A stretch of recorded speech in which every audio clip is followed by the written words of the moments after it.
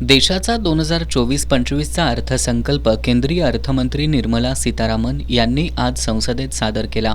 मात्र हा अर्थसंकल्प म्हणजे केवळ घोषणांचा पाऊस असून महाराष्ट्राला काहीही न देणारा असल्याची टीका भारतीय कम्युनिस्ट पक्षाचे कोल्हापूर जिल्हाध्यक्ष कॉम्रेड सतीशचंद्र कांबळे यांनी केली आहे। बिहार राज्यातील निवडणुका डोळ्यासमोर ठेवून केलेला हा अर्थसंकल्प शेतकरी, बेरोजगार, युवक आणि सर्वसामान्यांची अपेक्षा भंग करणारा आणि फसवा अर्थसंकल्प जाहीर केल्याची टीका त्यांनी केली आहे।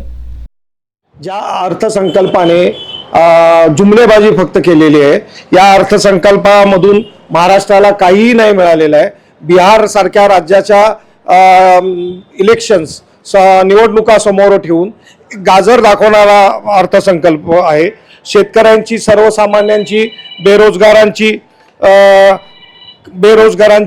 युवकांची दिशाभूल करणारा, अपेक्षाभंग करणारा हा अर्थसंकल्प आहे।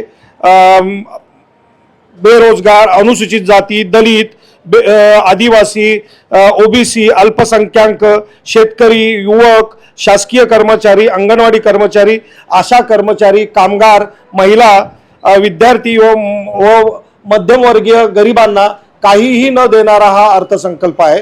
भारताचा जो भूक निर्देशांक खाली चाललेला आहे, तो भूक निर्देशांक आणि गरिबी निर्देशांकामध्ये या अर्थसंकल्पामुळे काहीही सुधारणा होणार नाही।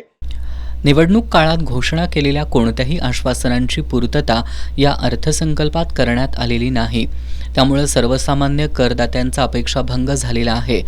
संपत्ती ही काही धनाढ्य लोकांच्या हातात केंद्रित राहणार आहे। गेल्या 11 वर्षात अशाच पद्धतीनं केवळ घोषणाबाजी करून जुमलेबाजी करणाऱ्या मोदी सरकारचा हा अर्थसंकल्प पुन्हा एकदा देशातील 140 कोटी जनतेचा अपेक्षाभंग करणारा असल्याचं त्यांनी सांगितलं।